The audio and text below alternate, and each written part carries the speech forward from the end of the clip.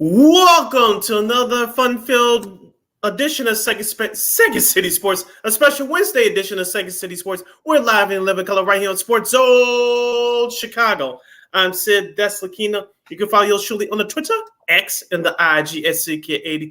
Once again, that's SidKid80. That's SIDKID80. That's SIDKID80. You can follow Keenan McGee on the Twitter, X, and Keenan again, the IG. Make sure you download that Sports Zone Chicago app wherever you get your apps. You want to know why? Because we said so, that's why. And also, you can catch up on the other live shows that we have airing throughout the week. So if you happen to miss any shows, you can go back and listen to them and watch them at your own leisure.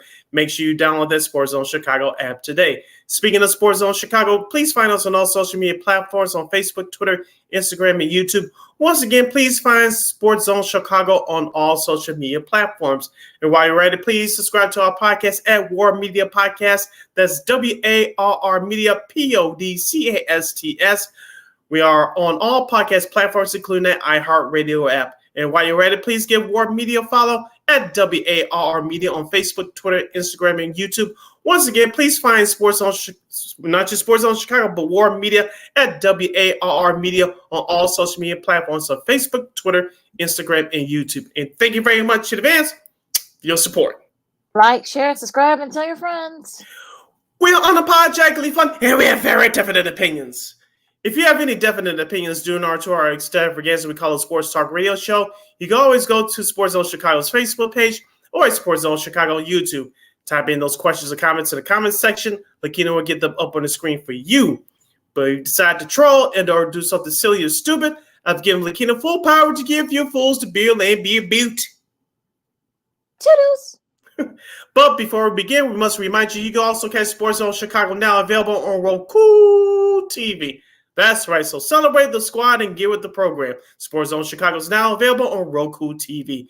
If you already have a Roku television, just tap on the Sports Mode and download that Sports Zone Chicago app. If you don't have a Roku television, but you have some handheld devices laying around, iPhone, iPad, iTouch, your personal Chromebook, or your PC, like I'm using right now, your Chromebook, just hit up the Google Play Store and download the Roku TV app and access Sports Zone Chicago through that avenue. So no more excuses. Celebrate the squad and get with the program. Sports Zone Chicago is now available on Roku TV. 24 hours a day, 7 days a week, 365 days a year. Live and on demand. Anytime, anywhere. And you know we will provide. We Sound a little better today with an extra day off. We'll definitely provide because I know we got a lot to do from this long holiday weekend here on Second City Sports. Of course, we'll talk about week one in college football, a lot of upsets, some upsets, even some great performances, some stand-up performances, some sports media news, and of course, we may delve into a few more of our divisional previews, get all that over and done with because we're going to be doing our picks on Friday. But first, we're going to go on the diamond here and talk a little baseball. Of course, we'll start with our local teams first. Of course, we'll start with the Cubs. The Cubs are starting, are continuing to kind of doing what they're supposed to do. They're hoping to sweep San Francisco. It starts in about an hour from right now. And so they've had a really solid showing these last couple of days. Maybe not the best way to show it for the last over the weekend and whatnot. But they now have the highest. I think only the Dodgers. I think they're tied with the Dodgers for the most wins after the All-Star break. So they've been one of the hottest teams in baseball throughout the second half. And they're doing it with pitching. Of course, there have been some hiccups there with the pitching, but also, too, they've actually been doing it with the hitting as well, most importantly. I know Seiya had a couple of RBIs yesterday. And but it was Christopher Morel. I wish we had that clip on there. It's Christopher Morel's third-run home run that broke the game open for the Cubs. So, Sid, what do you think about the Cubs in these last few games? Well, it's a remarkable run that they had so far over this past weekend, over the last few weeks. That at one point we were talking about this team basically being dismantled at the All-Star break, being 10 games under 501 because of injuries, i.e. Cody Bellinger, i.e. Marcus Stroman. But as we said to you all season, we'll say it again: if this team averages between 4 and 6, 7 runs a ball game with that starting pitching, you're going to win the majority of your ball games. That's what's been happening here ever since the month of July. Basically, ever since the All-Star break. Now the Cubs are 11 games over 500, and they still have a great shot of making the playoffs. Now, I think they still have a great shot of of winning this division as well. Like you said, a tough series over the last weekend against Cincinnati. You come out of there with a 4-game split 2-2, but you set the tone with Justice Steele. In my opinion, he's the National League Cy Young Award winner. By the way, he set the tone on Monday with a great pitching performance against the Giants, one of the teams that's chasing you down the wild card spot. And of course, last night, as you mentioned, Christopher Morel broke it open with that big 3-run home run. Seiya Suzuki, as I told you the last couple of weeks, he needed to pick it up. He's starting to pick it up. Nico Horner's starting to pick it up. Mike Tauchman's starting to pick it up. So you need this offense to continue to roll, and that's what's been happening right now. The only thing I'm worried about, Lakina, is the starting pitcher, Kyle Hendricks. He really didn't have it last night, and you want to know how much he's going to give you should they make the playoffs. Right now, it's Justice Steele and Cal Hendricks, your top two pitchers. I know Javier Assad has been doing a fine job filling in for Marcus Stroman, but after Hendricks and Steele, what do you have in your starting rotation? Let's be honest, Lakina. Let's just say that the Cubs presumably would get by the wild card series. What other starting pitchers do they have to step up should they go further in the playoffs? It's not Drew Smiley, and I don't see anybody else on that starting staff, assuming that Marcus Stroman doesn't come back this year. So as of right now, they're on a good road, but anything you should be worried about as a Cubs fan, you're definitely in your starting rotation going down the road. It's going to be interesting, though, if I know that Stroman had a bullpen session, a long bullpen session, so he said he felt great, but we'll see within maybe the next week or two, we'll see if he can come back. And because they definitely need it, it's been sort of one of those things where you kind of you wonder, you thought that he was going to get a big payday, but now with all these injuries, the fact that he hasn't been productive either, that's that's going to be that's going to really be the hindrance for him, and he probably won't get that big payday, and he probably might pick up his option. That's another topic for another discussion, another day, and they'll try to get the sweep in. Look, I mean, I've been saying this for the last few months. I think since the Cubs went on this little bitty run, if the Cubs can make sure they kind of get the pitching going and the hitting going, hopefully one can pick up the slack over the other. We saw it in a couple of games. We saw it in that last game, that Cincy series, where they were able to salvage the split.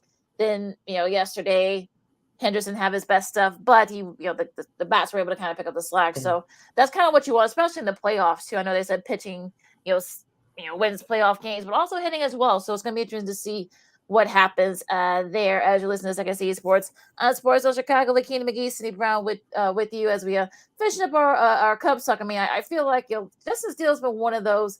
I think he has the highest, I should say the lowest ERA after the All-Star break, and I think he's definitely up there in the top 5 in most categories. And I know Strider is another name that's been floated around there. Mm-hmm. I know there have been a couple other guys as well, but I think Steele should be in the Cy Young conversation. I mean, it's. I mean, I don't know what else he can say. I know he's a vet. Not really. He's not old, but he's been around for a little bit. But he's mm-hmm. definitely been one of the reasons why the Cubs are where they are right now. I mean, I think he's number 2 when it comes to and win. I know he only trails Strider, like I said. I mean, he's probably the guy that that probably has it. Maybe Tajuan Walker too from the Phillies. Maybe he might be up there as well. So there's definitely a lot of names like that. He definitely should be in the conversation. Yeah, I know that Blake Snell is the leader in the clubhouse in terms of ERA in the National League. Justice Steele is right behind him, but I think that Steele has been more effective because of what the Cubs have gone through, especially with injury rise. And we talked about with Marcus Stroman. And remember the early struggles with the bullpen or early in the season. I'll ask you about the bullpen in just a moment. But Justin Steele has been the most consistent pitcher for the Cubs this year from start to finish. He's very aggressive around the plate. He really doesn't leave the balls too much inside the zone where hitters can hit it. You can barely count on one hand how many bad starts he's had this year. So he's been a consistent one, and that's why I have him at number 1. Like you said, Max Strider, a.k.a. the National League's version of Dylan Cease, at number 2 from the Atlanta Braves. So I think that Steele has a great chance. I don't know if I don't think he'll have enough time to get to 20 wins, but I think that should the Cubs finish strong down the stretch, he's going to get some more votes, and especially what happened with the situation with Julio Arias for the Dodgers. We won't get into that too much, but it's going to open some more doors and more votes for Mr. Steele. So he's up there with the Cy Young vote right now. Blake Snell, I know he has a 12-9 record, but the Padres aren't going anywhere. It's not all Blake Snell's fault, but outside the ERA, Snell doesn't have anything too much, any special. He doesn't have too much else to match up with Justin Steele. Yeah, so it's gonna be interesting to see. We'll talk more about this, I'm sure. I mean, if he can get to to 18, I don't think they have a lot of games up for him to get to 20. But if he get to 18 or 19, he can definitely be right there and stay consistent with the ERA. I think he's definitely could be in the conversation. So we'll see what happens with that. Now going to the south side, I know Sid doesn't want to do it, but we have to. Before we do, I want to Uh-huh. ask you about the Cubs bullpen real quick. I know Albert Alzolay blew a couple of games in that Cincinnati series. I know he didn't pitch last night. Are you and Mark Ladder Jr., me personally, maybe it's just the long days of the summer, the stretch drive and during the month of August, as we call them, the dog days of summer. Are you starting to worry about the Cubs bullpen a little bit? I'm not worried too much about Alzolay because he hasn't had too many struggles ever since he's taken over that closers role. I think it's just a tough stretch that he's going through right now. But are you worried the rest of that bullpen behind him? The middle relief is a little bit of a concern for me. I know that Leiter has had some issues and a couple other guys as well. Now, if Stroman does come back, I mean, you wonder, are they going to put him in the bullpen? I think that's probably maybe where he needs to be to kind of beef it up. So again, I'm not too worried about them right now. But like I said, I'm sure we'll get to those little nits and flows of the bullpen. But I think right now, again, ask me in another week or two, but. It'll be interesting, but like I said, I mean, I think it's just an ebb and flow. I mean, look, there was a time when earlier this, like maybe a few weeks ago, this bullpen was actually probably one of the best in baseball. So just look, they're just going through the ebbs and flows of a bullpen. Maybe some, I think Leiter with the long days. I think he kind of needed to rest a little bit, and a couple other guys as well. But like I said, Stroman could get back there too. I mean, it's going to be interesting as far as as we get closer and closer to the game. So we'll to the playoff chase and stuff like that those last couple of weeks. So. I'm not concerned right now, but hopefully they can get it going here. So now let's talk about White Sox. I know Sid probably did that on purpose, but they're 0-6 now since Chris Guest was named VP of baseball operations. And I guess what? I wasn't watching the game last night, but I guess what? They were up. They're playing the Royals right now. They were up, I guess 5-0, and then they lost the lead, and then the Sox got the lead back, but then it was a balk that. What ended up being the go ahead in the bases loaded ended up being the go ahead.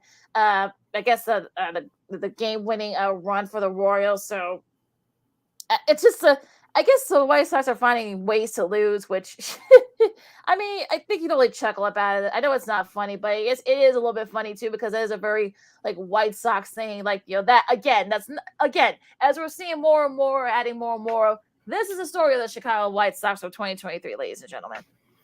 Yeah, like you said, they find every way to lose a ball game, and this was the latest saga. Of course,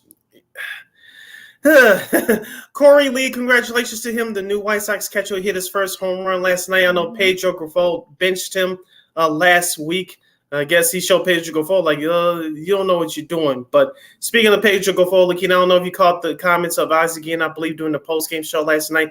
He suspects that the players don't respect Pedro. If that's the case, if I'm Chris Getz, if I'm getting some type of theme here at the end of the season, interviewing players individually, interviewing the rest of the coaches that the players don't respect Mr. Grifol. I know Getz said that Grifol is going to return for 2024, but if you keep hearing stuff like this, like what Isaac Ian said on television last night, you got to do your due diligence to fire the guy.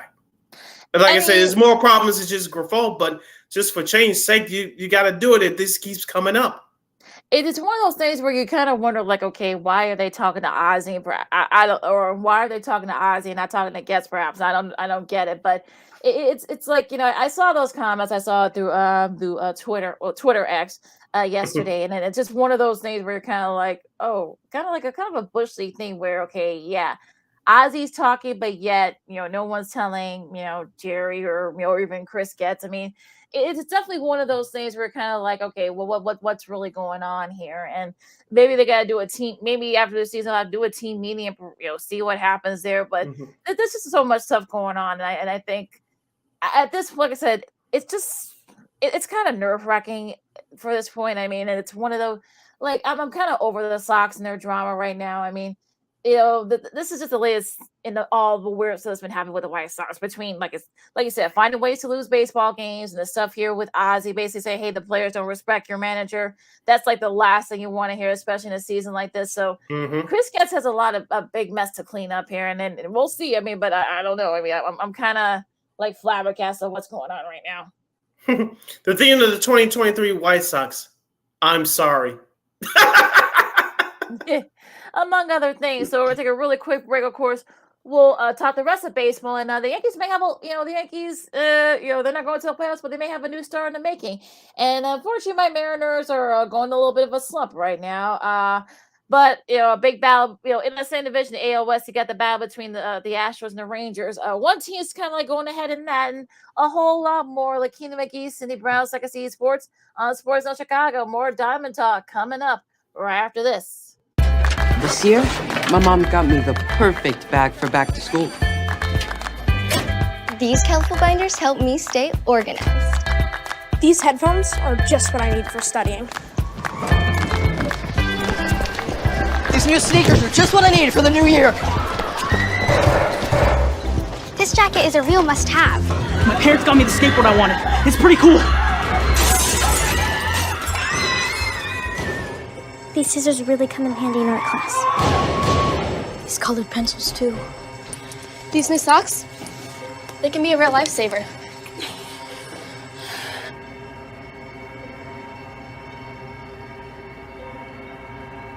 I finally got my own phone to stay in touch with my mom.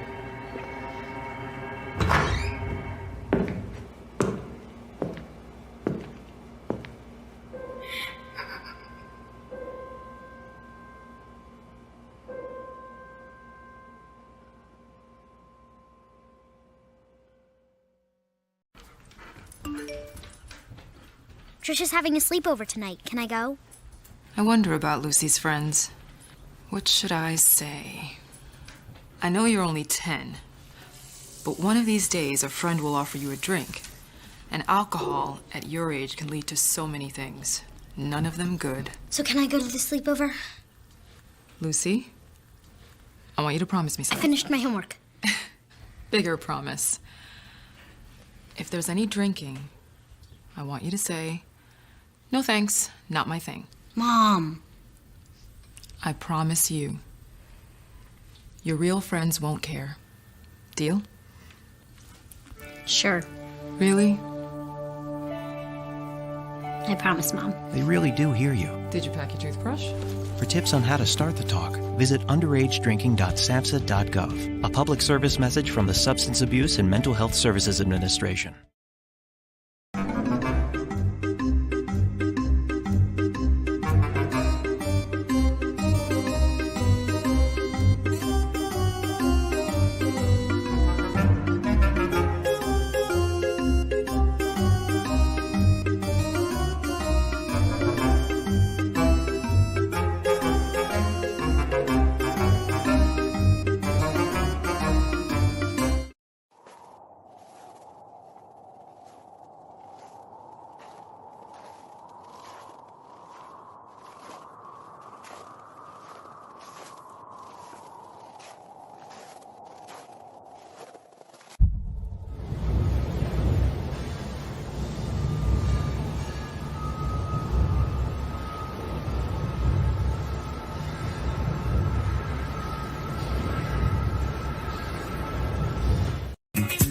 Hey, this is Dr. J, and I listen to Sean and Maya in the morning.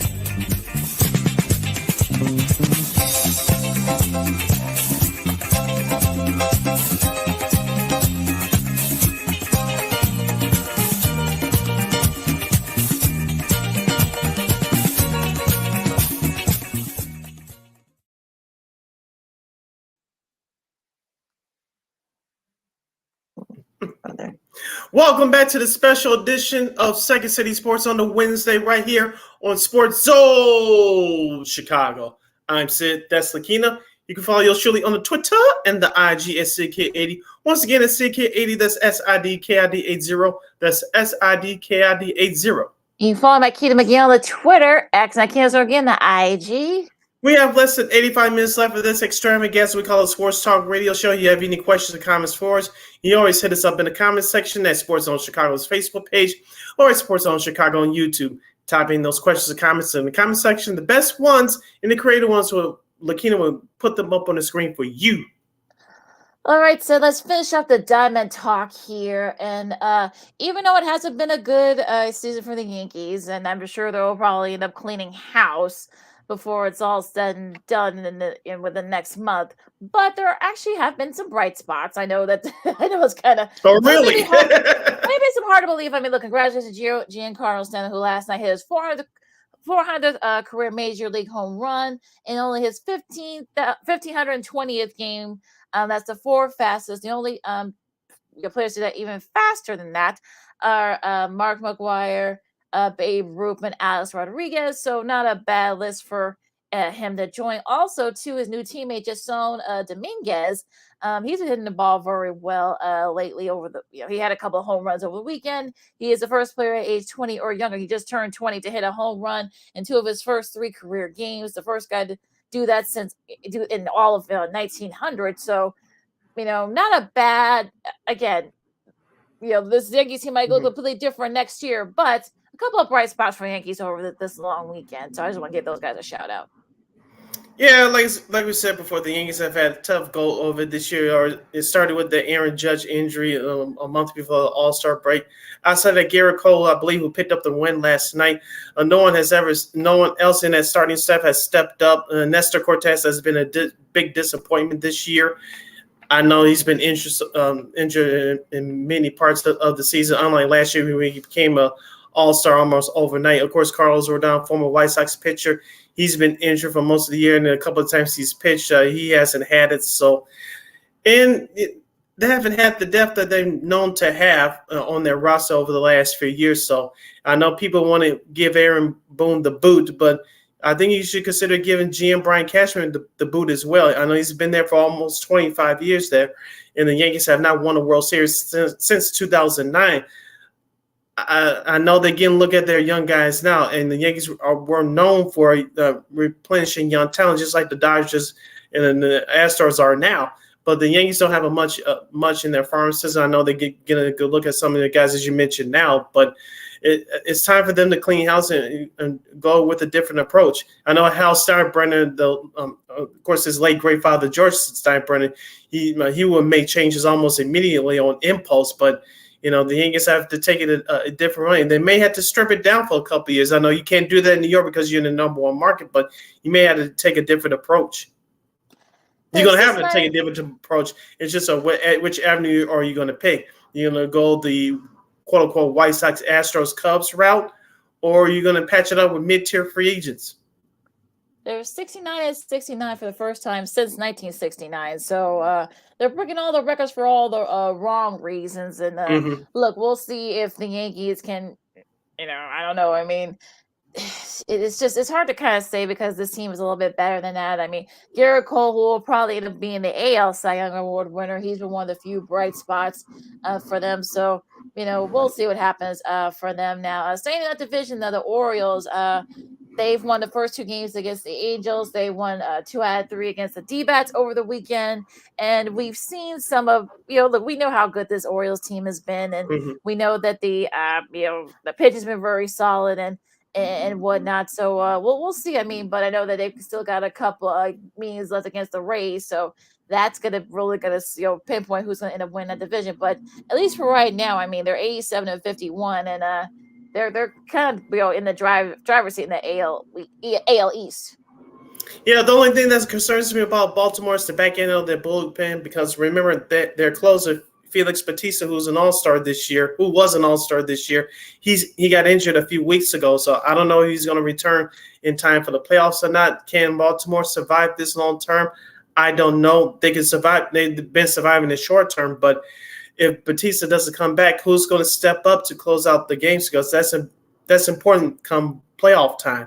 That's the only thing I'm worried about if you're a Baltimore fan right now. Because, like you said, they got outslugged with the best of them. We talked about it all season long. But, like you said, their starting pitches is actually starting to level off a little bit. But I'm worried about the back end of the bullpen due to the Bautista injury.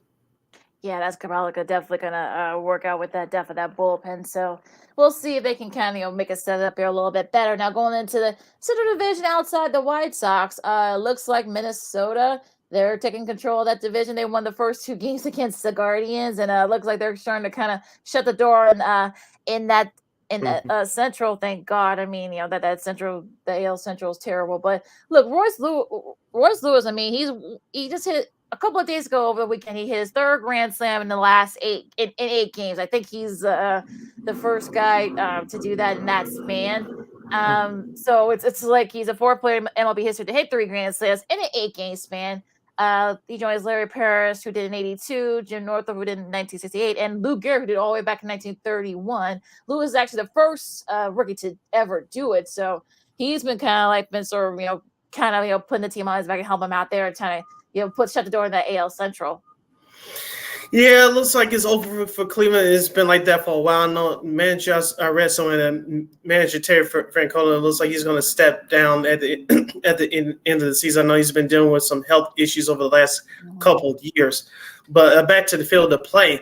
The Twins, I know they had some big names, Byron Buxton, who they've been platooning all year because they don't want him to play in the field. He's been primarily their main DH, which was very smart. I know Joey Gallo, the big free agent pickup before spring training, he's been having a so-so year. Carlos Correa has been struggling, but I know he's been picking up as of late. Like you said, Lakeem, someone had to win this sorry-ass garbage division. It's going to be them. But as I said before, and I'll say it again, congrats on winning the AL Central. Your prizes, a first-round matchup against Baltimore and Tampa Bay. You'll get your ass beat. Oh, brother. All right.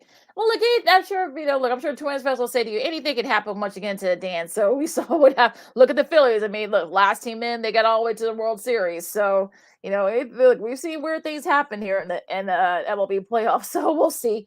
We'll see about that. Now, the West is getting interesting. My Mariners have lost 3 in a row. Of course, they lost. Last night was a crusher. Yeah. They've lost a couple of tough ones here against the Reds. Nick Martini came off the bench to hit the tying 3-run home run in the 8th, and then of course Christian Encarnacion Strand drove in Ellie De La Cruz to seal that victory for the Reds. So, Jesus, but I'm hoping that this is just a little bit of a blip. I hope they can at least salvage a win that series later today. Yeah, Julio Rodriguez has been carrying this Mariners team offensively since the All-Star break. He had 2 more home runs last night. You thought they was going to do it, but like you said, the back end of the bullpen just couldn't hold it. It actually been good over the last few weeks and during the month of August, but they've run out of gas, as we talked about before. These are the dog days of summer now as we're entering into the month of September. Only the strong survive, so who's going to have enough juice, enough energy to hold on? Yeah, just a quick note on Rodriguez. He's the first MLB player to have 25 home runs and 25 stolen bases each of his first 2 seasons. So a little bit of a nice definitely consolation. But I'm sure if you're the Mariners, I think that bullpen just got a little bit tired. And hopefully, it's just another blip. Hope they can, like I said, they can salvage a win that series later today. And Houston, where's our buddy Brendan? That I know he's been, he's not on with us. I know, I'm sure you probably didn't know that we were going to be on today, but they've won the first 2 games against Texas. So especially with the Mariners going a little bit of a slump, they're now back on top of that division as we're recording this. Yes, we told you guys over the last month or so, if Houston was going to get back into it, they going to have to get back into it offensively. Jose Altuve had 3 home runs last night. I know he hit for the cycle over this past weekend. Of course, Yordan Alvarez, who's been injured off and on this year, he had a big home run last night. And the Astros, their offense is starting to click right now, and that's what you need going into the playoffs. On the flip side for the Rangers, Nathan Eovaldi, who was hurt a few weeks ago, he's back on the mound for the Texas Rangers, and they say he's starting pitching. To say the least, he didn't have it last night. That's an understatement. Going back to Altuve with that three home runs in the first 3 innings of a game. He's the fourth guy to do that. He joins Manny Machado, who did in 2016, Mike Cameron, who did in 2002, And Carl Reynolds did all the way back in 1930, so he joins a pretty exclusive list here of hitting your first 3 home runs and your the first 3 innings to be a home run. So not a bad start there. So yeah, Houston, they're starting to get it going. So that might be a bit of a little. Well, that might be a little bit dangerous there. Now the Brewers. Yeah, just one other quick thing about the Brewers. I see Brandon in the chat. Hello, Brandon. Hi, Doug Brandon. Stanek, the setup man for the Astros in the bullpen, he got injured on Monday night. I was watching that live, and hopefully he's not out for a long time. If he is, I know they got Presley to close the games out, but yep. Doug Stanek, the setup man, if he's out for any extended period of time, if this leaps into the playoffs, it's going to be trouble for that Houston bullpen. And especially since they got to play the Mariners again too a couple of times, so that's going to be interesting there. Now can we get to the Brewers, please? They split their first 2 series with Pittsburgh. Brandon Woodruff had a pitch a gem. I mean, he 7 scoreless innings, and they were able to hang on against the Pirates there. Now the Brewers, I've said this to people before, the Brewers are just like the Cubs. You thought that maybe, especially when you get that first win early last week about this time, you thought that maybe, but the Cubs were able to win that series. Now they're starting to get it going a little bit there. They lose the opener against the Pirates, and I'm wondering, like I said, I think the Brewers and the Cubs are very similar. They may have the Brewers may have a little bit of a better pitching. But you know what I mean? It's one of those things where you're kind of like, okay, let's see if they can kind of get it going here, and hopefully the Cubs hang on. Go Pirates! Yeah, the Cubs are trailing the Brewers by 2.5 games in that Central Division, and the Brewers have been having a tough time against division opponents on the road. As you mentioned, they lost 2 or 3 here in Chicago last week. And of course, like I said, so far they split the first 2 games in Pittsburgh. As we enter the month of September, we said this at the All-Star break, Lakina. We said it at the beginning of last month, and we'll say it now we are broadcasting live on September 6th. Those teams that you play on your schedule, they are below 500. Their playoffs are right now. They want to see if you can rise up to the challenge. They want to see if they can at least knock you off your seeding, going to the playoffs, or take you out of the playoff picture altogether. So for those contending teams that are playing against less sub 500 teams from now to the end of the month, do not look past them, because we see it every year, Lakina. Look at the Cubs last year where they were playing for nothing. They affected the Mets season, and they affected a couple other teams as well. So if you're Milwaukee, you got caught with your pants down, no pun intended, with that game the other night against the Pirates. So you got to take these games more seriously, just like you would against the teams that are better than you. And I think that's the thing here. You're going to be don't look past somebody. Well, I guess you can say maybe with exception of a couple, but with some of these other teams, you're going to have to. You definitely don't want to look too far ahead there. Now going into the NL. Well, I'll say this. I mean, the Phillies. They lose a tough one against the Padres. They were shut out 8-0. They did win the first game of that series, and at barn burner, they're 9-7. So if you're the Phillies, you want to try to at least get stay on track with that NL wild card, and of course Atlanta, they're way ahead, so you're not going to be able to catch them. But if you're the Phillies, you still got a lot of work to do if you want to try to get one of those wild card spots. Yeah, and it starts with that pitching led by Aaron Nola and Zach Wheeler. Those are the 2 big workhorses that you have. And you saw what they did last year, as you mentioned earlier in the segment, that Philadelphia got all the way to the World Series last year before bowing out to Houston.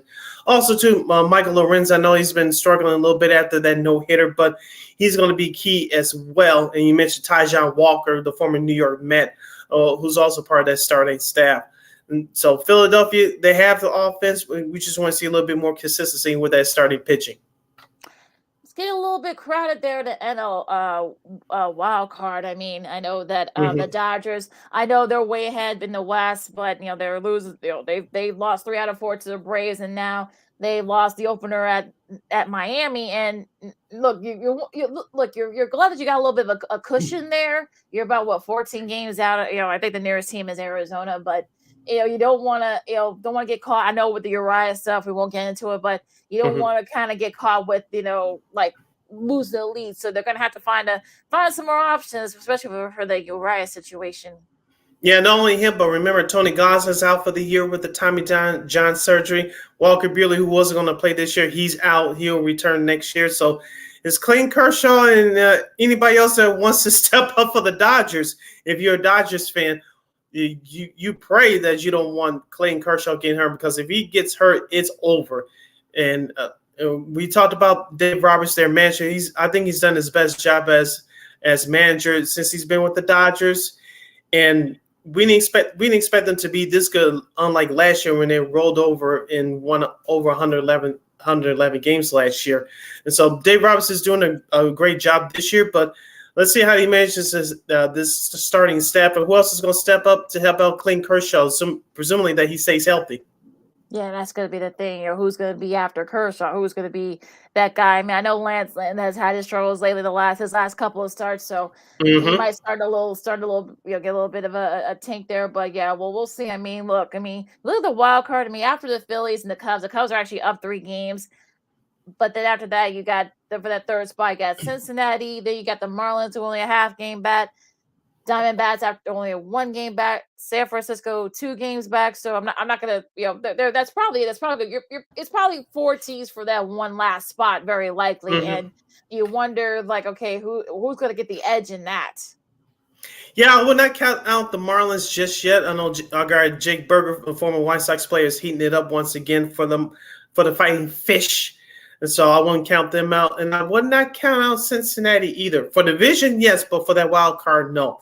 And I know it's easy to say that they beat your Mariners the last 2 nights, but Ellie De La Cruz has been a spark plug for that Cincinnati team. Of course, Joey Votto, the longtime veteran, he's still helping out with that squad. Of course, Jonathan India, their star second baseman, and he's been having a nice year. So for Cincinnati, for them to hang in this thing, they got to get some good starting pitching. I know they were bailed out by the offense the last couple of nights, but if they're going to get into the dance hell, their starting pitching must step up. We talked about them not making any moves for a starting pitch at the trade deadline. Looks like it's coming back to bite them in the butt now. Yeah, and I think that's going to be the key here. So, yeah. So if they don't make the playoffs, I think that's probably going to be the reason why. So, get a little crowded there in that NL wild card. The AL wild card is still pretty crowded too. I mean, you got, of course, Tampa's are like way ahead, so they'll probably end up getting one of those spots. The Mariners, they're only up a half game of the last. Toronto, I know they've had their struggles, but they're still within chasing that wild card. Then you got Texas, and I know, well, okay, going back to Toronto, they're doing what they're supposed to do in Oakland. They've already won the first 2, so they've won that series after winning 2 out of 3 against Colorado. But then you got Texas after that, and then you got maybe Boston might still have a shot. I don't know. They're 5 back. I know they've had their struggles. They've lost I know that they won 2 out of 3 against Kansas City. They're splitting their series with the Rays, so they're doing everything they can to try at least. But the games are starting to get shorter, shrinking. I mean, yeah, like I said, Boston's hanging around, but I don't know how much longer they can do it, because they have so many teams ahead of them. And yet had to give Alex Cora, the Red Sox manager, credit for keeping his team together. Especially, after what happened last year. Remember, they started off hot last year, but all the injuries started to come, and poof went their season. But this year, so far, so good. They have a couple of Rookie of the Year candidates there, especially Yoshida, if I'm pronouncing his name correctly. So there are a couple of nice young guys that are stepping up to the plate. I told you, I don't like their starting pitching at all, and so they survived it so far. But we'll see what happens. Now, Toronto, real quick, the time for them to make a run is now. They got all the pieces in place with the starting pitching. We talk about the hitting all the time. They got the names. Those names just got to step up and put up stats that's in the back of the baseball card. No more excuses. Well, and also too, I mean, look, they got, like I said, they've been playing Oakland, so hopefully they can sweep the series later today, and see if they can get something going here, because they're, like I said, they're like definitely right there. They got that third wild card spot right now, and the schedule gets a little bit, they're kind of getting into like those. I don't want to say the easy part, but yeah, I mean they won. They won 2 out of 3 against Colorado. That middle game on Saturday was a heartbreaker. Of course, just sweep the A's. you got the Royals coming up, then you got the Rangers. So you got 4 against the Rangers next week. So you gotta, hopefully they can get some wins going. And then you got Boston too. I know that they've had they have a lot of great games between those 2 teams. And then you got New York. Where's that series at? The Boston series? Yeah, they host Boston on the 15th. Okay. So yeah, so that could probably be, maybe put them distance between themselves in that division and Boston's chances there. It could be an elimination series for all we know. The Yankees, they gotta get at Yankees and at Tampa too. So they got some games here where they got some tough games coming up, but then they're just get this easy part out. Finish up with the A's, and you get the Royals this weekend. Then perhaps maybe you can get it going with some of these tougher games you got coming up. Yes, we said before with these contending teams, you have a sub or below 500 team on your schedule. Do not take them lightly. All right, going into the schedule I think we already covered some of this already too on Friday, but some of these games are just finishing up, so I guess we'll do tomorrow's. Of course, the Dodgers are finishing up their series against the Marlins. They got Seattle and Tampa. They're starting their series tomorrow. Detroit and the Yankees, St. Louis and Atlanta, and the Cubs, host Arizona to start their 4-gamer, so that could probably be big there, especially on the wild card side as well, for a lot of implications in this. So it should be a fun series. Also, you got the Guardians and the Angels in that series. Starting their series. So these are series that are starting tomorrow. Yep, and a couple of games are going on currently right now. Bottom of the 5th in Pittsburgh, we have the Milwaukee Brewers leading the Pittsburgh Pirates by the score of 3-1. It's important if you're a Milwaukee Brewers fan that the Brewers can take at least 2 out of 3 in that series on the road. And of course, the top of the 3rd in Cleveland, the Guardians have a early 1-0 lead over the Twins. So a lot there. So we got a lot of games, still coming on. So. And look, it's going to be very interesting, especially these last few weeks of the season. So it's really going to depend on which teams are, can kind of step up, and other teams can also too, like you said, the Cubs played spoiler last year, so it's going to be who's going to try to play spoiler this year for some of these teams. Yeah, which team or teams are going to be? Is it Kansas City? It sure sounds like the White Sox will lead them out of it. But can it be Kansas City? Can it be? I'm not going to say Cincinnati because they're contending. Could Oakland rise up and have a few surprise wins between now and the end of the season to spoil for some of these teams? We'll see. Could it be Cleveland?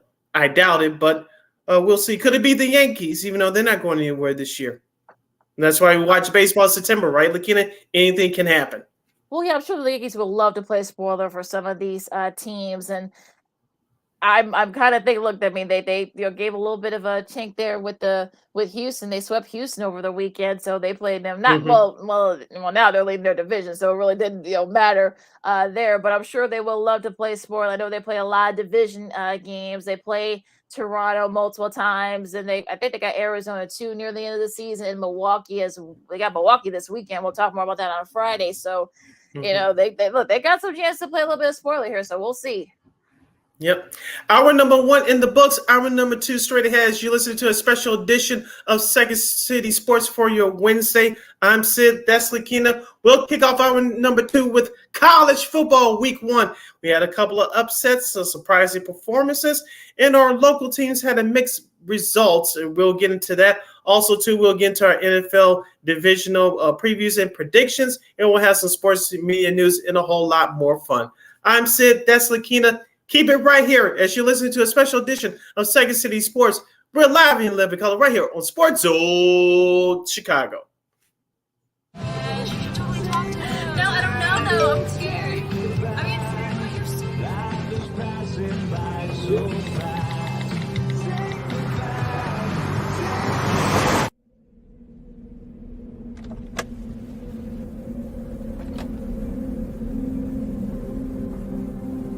Do you know that you're in my lane?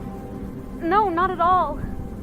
Are you not paying attention? Are you texting? I was just checking in with my mom. I was telling her that I thought we'd be home by 6. It's okay. There's enough time. Just pay attention. I'm not even halfway through my text. There's no way. I'm not even going to look up. My babies are in the car. You have to pay attention. It's just supposed to be a quick text. I'm so sorry.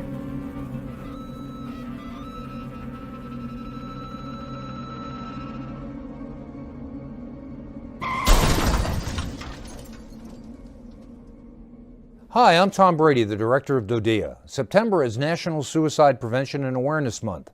The simple act of reaching out and caring for those in our communities is something we all can do.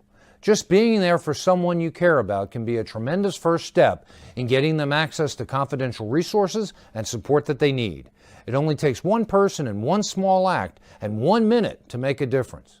Let's make a difference.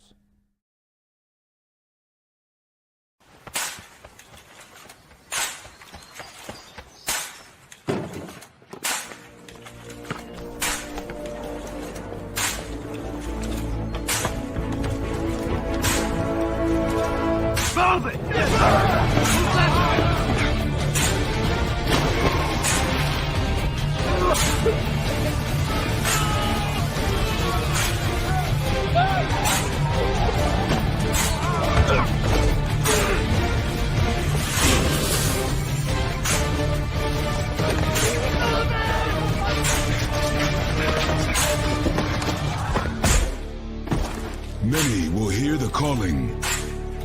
Few will earn the title. United States Marine. The few, the proud, the Marines.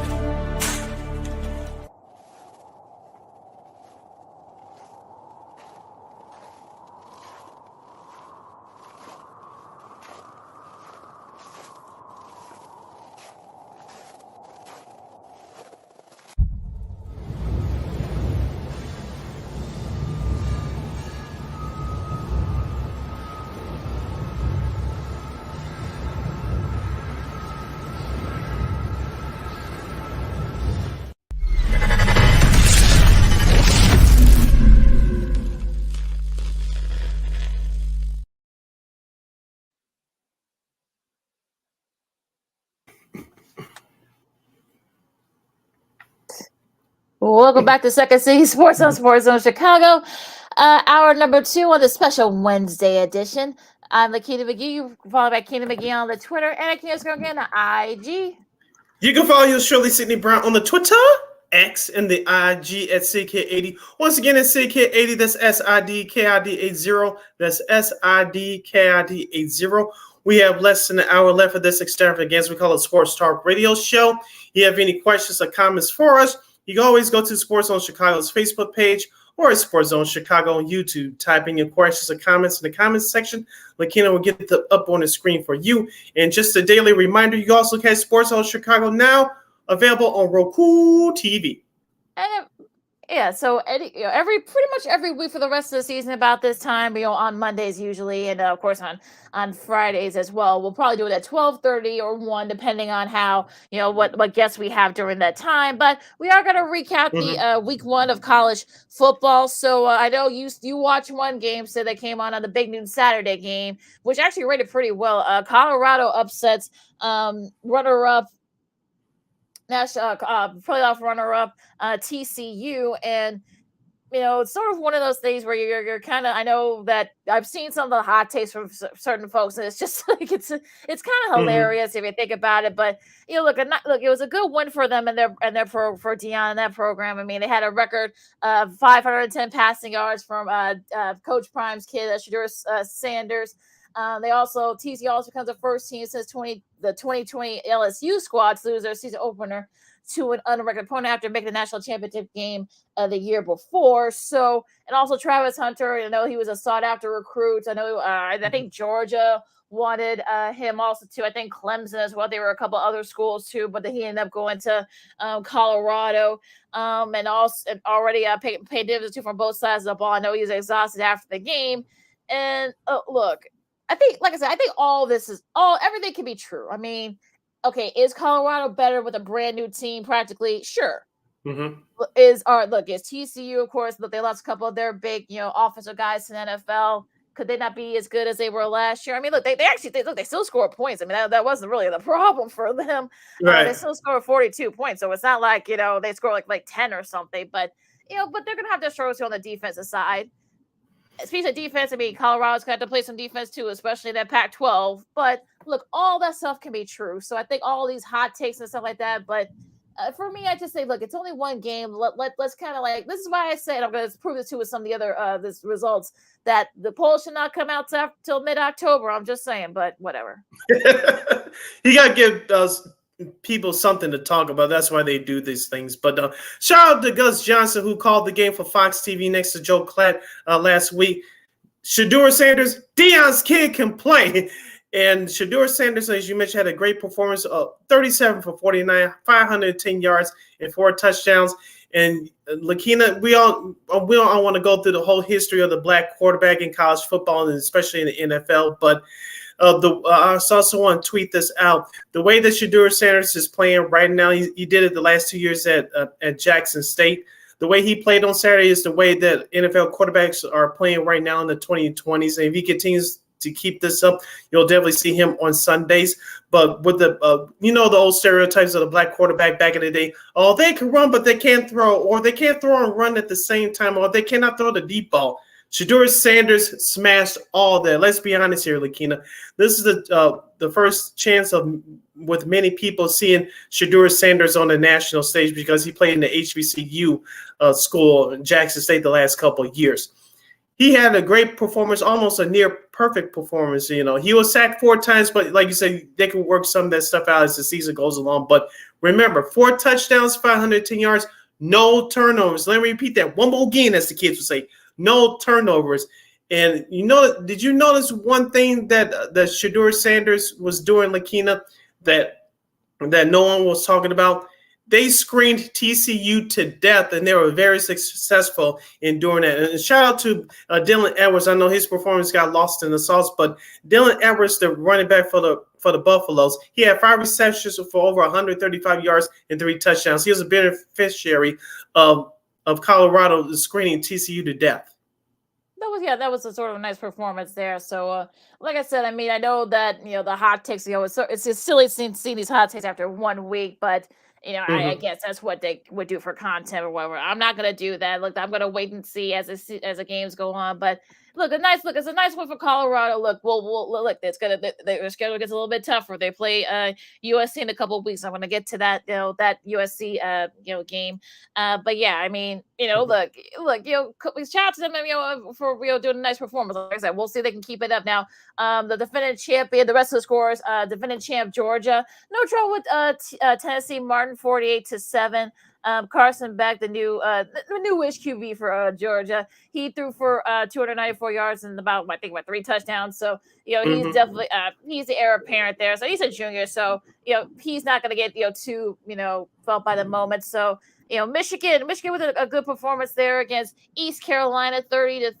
Really no trouble, no issues for them in that on that performance. But JJ McCarthy threw for 3 touchdowns. Blake Corum, his first game back, only rushed for 70 yards, I should say, and a touchdown. Donovan Edwards only had 37 rushing yards. But Roman Wilson, probably one of the guys that does get a lot of attention in Michigan. He had all 3 of those touchdown catches from McCarthy. So a nice showing there for Michigan in that game. Let's see here. I lost. Okay.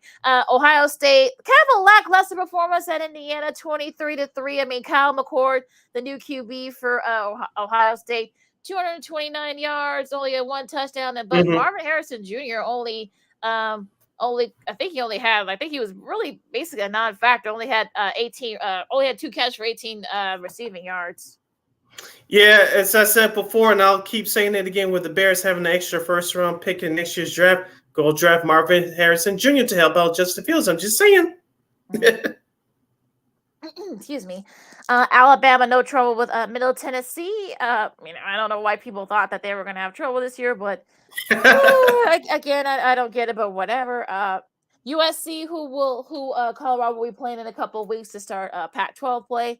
No trouble with Nevada. The defense only gave up 14 points, so I guess that's progress.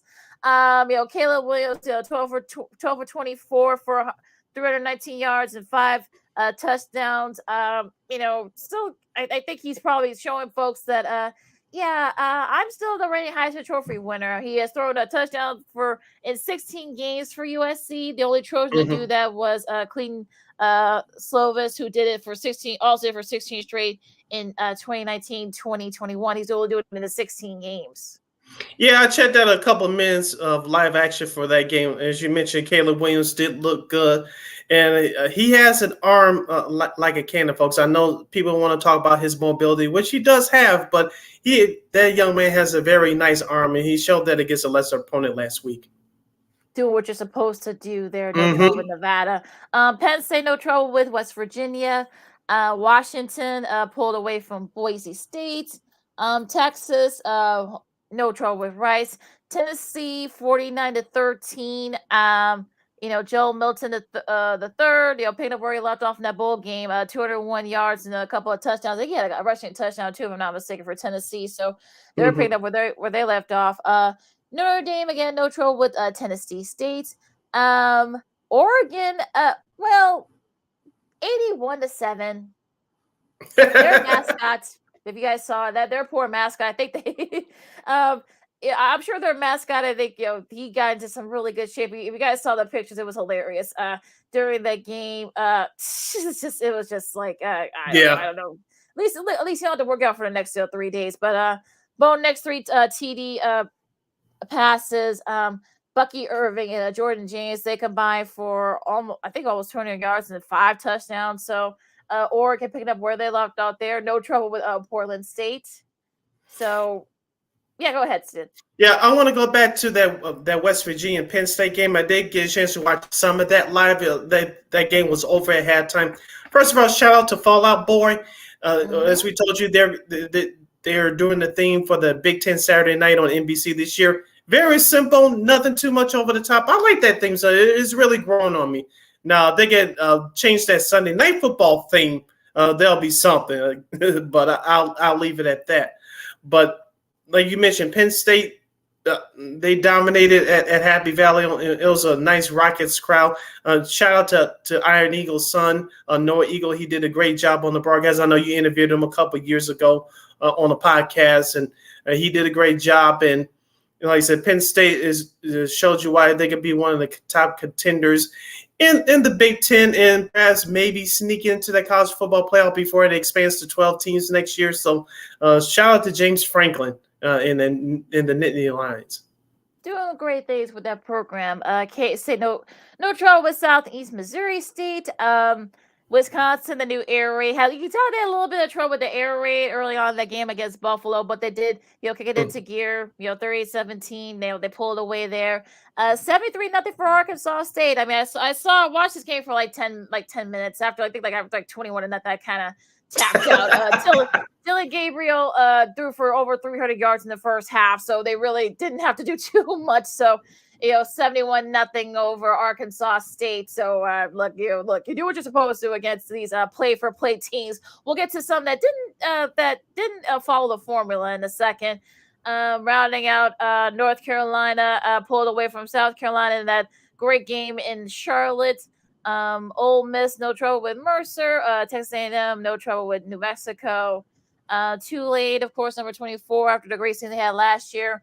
South Alabama, 37-17, and look, Iowa actually scored some points. They 24 to be exact. Yeah, 24-14 over Utah State. So they actually scored some points there. Now, a couple of examples of no play for play. Fresno State got paid, I think, $1.3 million to play Purdue. Well, they beat Purdue 31-35.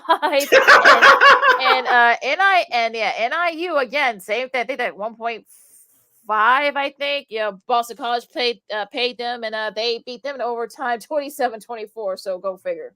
Yeah, on that Northern Illinois Boston College game, I did get a chance to catch some of that live, flipping back and forth between that game and the TCU Colorado game.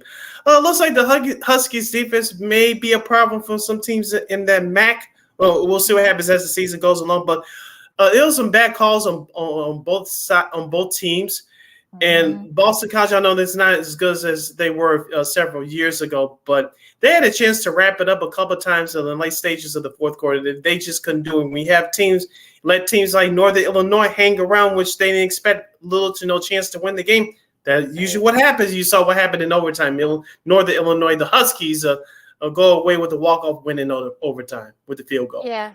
Yeah, Boston College has not been, very good the last few years. So we saw, look, they've got a couple of guys, of course, Zay Jones, of course, who's now with Baltimore. So just not a good last few years there for that program. Now Illinois needed a last-second field goal, but they beat Toledo 30-28. So, again, not pretty, but you'll take it if you're an Illini fan, I guess. Yeah, I watched some of this game live. I was flipping back and forth between this and the West Virginia Penn State game. Luke Altmaier passed for 206 yards, 2 touchdowns, and 1 turnover, but he made a key 4th down and 7th play to keep that final drive alive, as you mentioned, which led to the game-winning field goal. But in that first half, Lakita, I don't know what happened, but Toledo came out and dominated the Fighting Illini. And the Fighting Illini's rushing problems were exposed in that first half. I don't know what Brett Bielema said in that locker room, but you could tell in that third quarter, coming out of that locker room, the Illinois defense stepped up. I know they had a pick 6, which got them back into the game, but Toledo did not quit. But Illinois had that wake-up call, and as you mentioned, they finally won the game. But keep an eye on this, Lakina, as Illinois, as we had Dave Revson on around this time last week. I said, what was the expectations for Illinois? Hopefully they can finish better than what they did last year with 8-5. The one thing that concerns me, I think they will get better as time goes along, but the one thing that concerns me, I know it's just one game, but the one thing that concerns me is consistent running game. I know Luke Altmaier led the team in rushing with 69. Reggie Love III had 63, but if it's Reggie Love's job to run the football, given the majority of the carries, let him cook, as the kids would say, and get a consistent game running. If that helps out the Fighting Illini offensively, which I think it will, it takes that much pressure off of Luke Altmaier to run as much as he wants to, and you can let him develop that passing game. Yeah, we'll see if they can do that now. Hopefully Reggie Love can be, like that. That's one of the reasons why they brought him on. They recruited him. So let the guy, give the guy the ball. So we'll see what happens as the season goes on. Now, Wyoming and Texas Tech, they actually had to wait, I think, 3 hours, almost 2.5 hours for this game. This was a CBS game, and there was some rain that hit the area. There was some lightning. They had to wait 2 or 3 hours for it to clear. It actually ended up being a thrilling game. So, Wyoming beat Texas Tech double overtime, 35-33. UCLA had to hang on against the Chanticleers of Coastal Carolina, but they were able to pull that out. Arizona, no trouble with Northern Arizona. And San Diego State had to hang on, but they did beat Idaho State. Now, probably one of the games of the weekend is from Sunday. You had LSU, Florida State. I mean, that was that ended up being one of those games where you thought it was going to be good. It was good for a little bit, but unfortunately, that just didn't.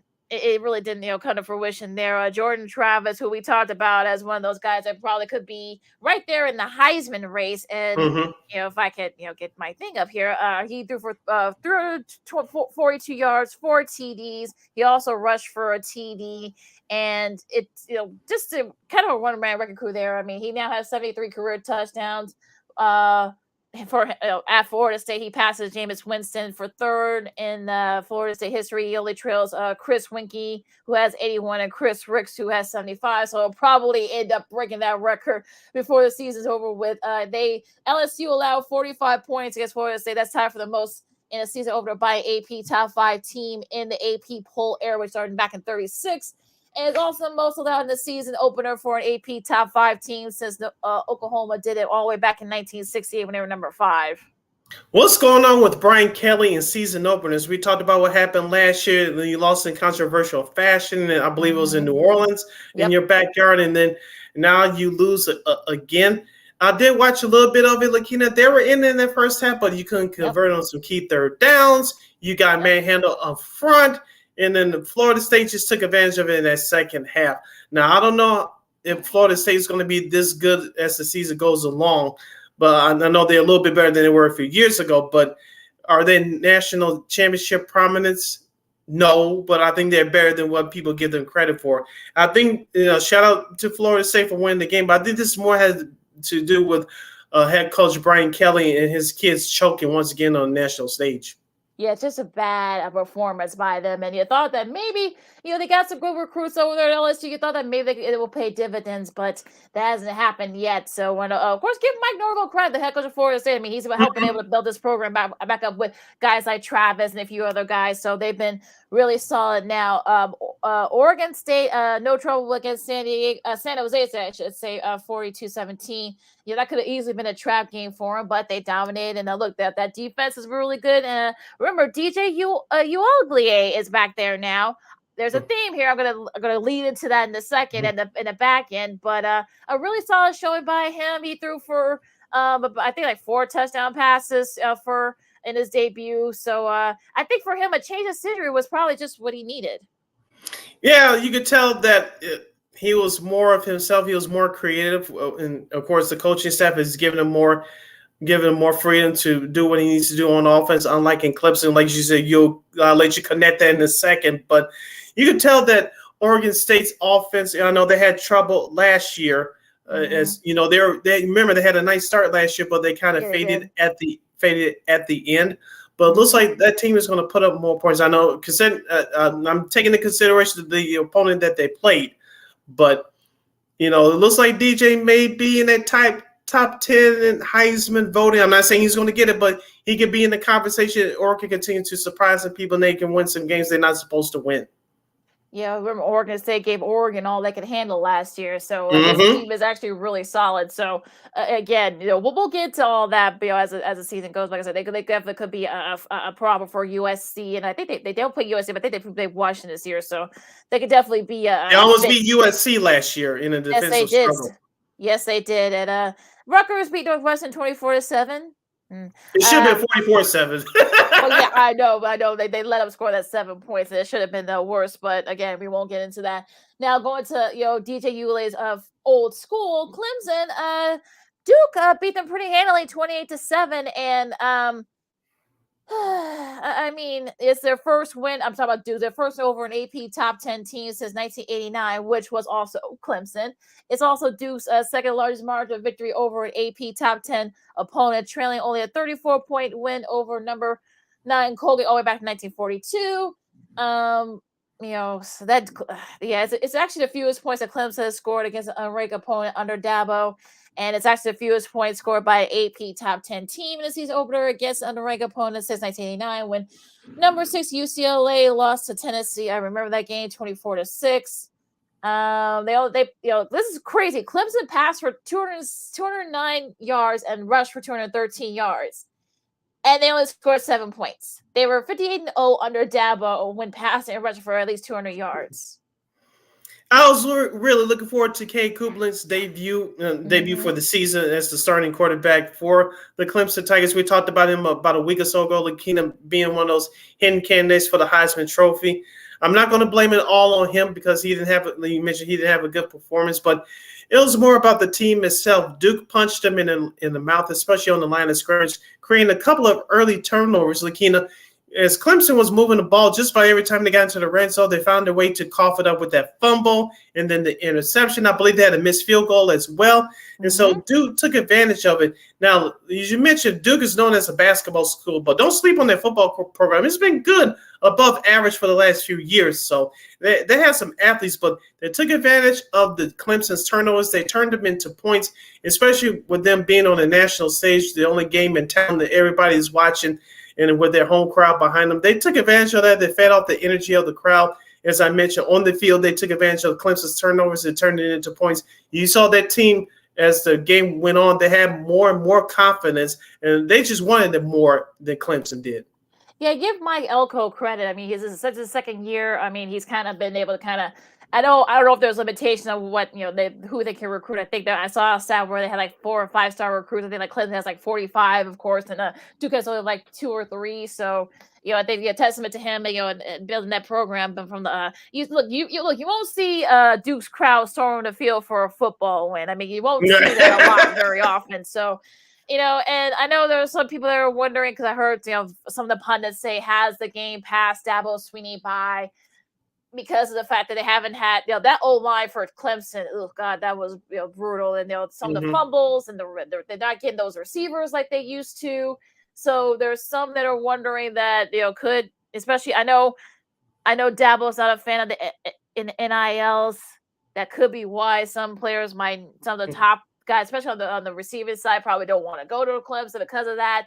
I don't know, but it's just like, I think it's a combination of maybe Clemson was overrated, maybe Duke was probably underrated. I guess. I mean, you saw some of the trash. I know Duke football players trash talking. I guess go figure with that. But they heard like some of the stuff where people say, "Oh, the old Dukes, gonna get bum rushed by Clemson and blah blah blah." So I don't know.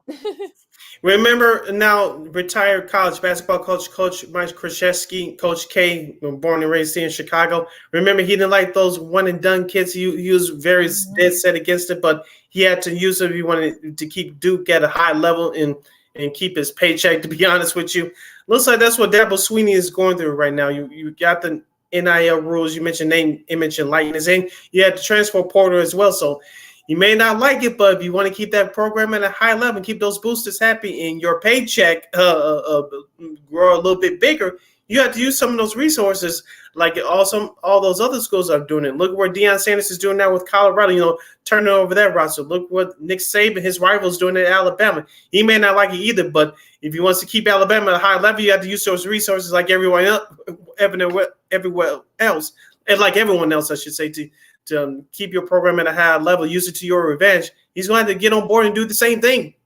Well, the irony is that, the last championship that Coach K won was with a lot of one and done guys. So, Ty Jones and Jaleel Okafor, among others. So, he Justice Winslow. Justice Winslow, yep, among others. So, yeah, I mean, he had to embrace it. And look, he said that was one of his best teams. So, go for it. Also want to give a shout out to Riley Leonard from Duke. I mean, he was like, there was a lot of buzz about this guy. He actually also plays basketball. We'll see if he plays basketball for John Shire this year once college hoop season starts. I mean, he threw for 175 yards and rushed for like 98 and had a touchdown. So, it was his physicality that just wore out that Clemson defense. So, I mean, it's I don't know. I mean, it's hard to make predictions after one game and synopses and stuff like that, but I don't know, but what else caught your eye to college football the week one as I know we're up against it, but yeah, in these last couple of minutes before we go to one question regarding to the last days of the old Pac-12. UCLA defeated Coastal Carolina barely 27-13. I know, like you say, it's just 1 week, just like the NFL, the first couple of weeks are overreaction weeks as the season gets going. But if you're a UCLA Bruins fan, are you worried about Chip Kelly's squad?